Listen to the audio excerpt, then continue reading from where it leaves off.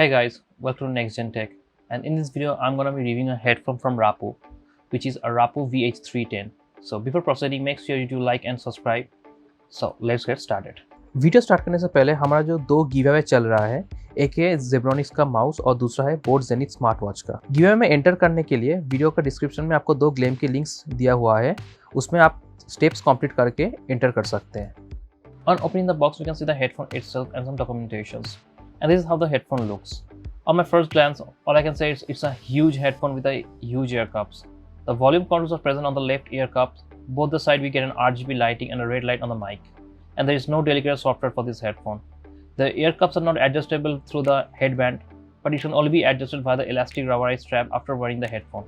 And oh boy, it has a very thick, long, non-braided cable. Just looks like a power cord to me, to be honest. Coming to the sound quality, it's average, not good for FPS gaming. Footsteps are not so clear and the directional audio is very poor. And also the mic quality is average. Unfortunately, we cannot show you the footage of the mic quality as the footage got corrupted while editing. Now coming to the wearing comfort, all I can say is that this headphone is not suitable for everyone, especially with a small head. The ear pads are cushiony, but I was having pain below my ears after like wearing 5 to 10 minutes. First we thought there was no driver, but upon research we found a driver from where you can control the audio of this headphone.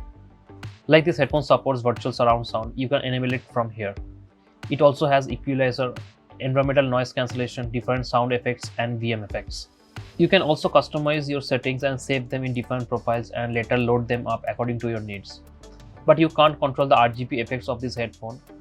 I will provide the link of this driver in the description box.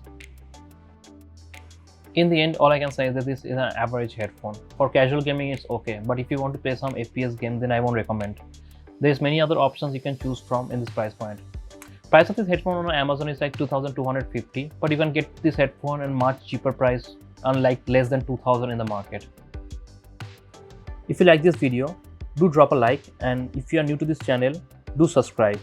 If you have any question, feel free to comment down below, and you can also follow us on our social handles listed over here.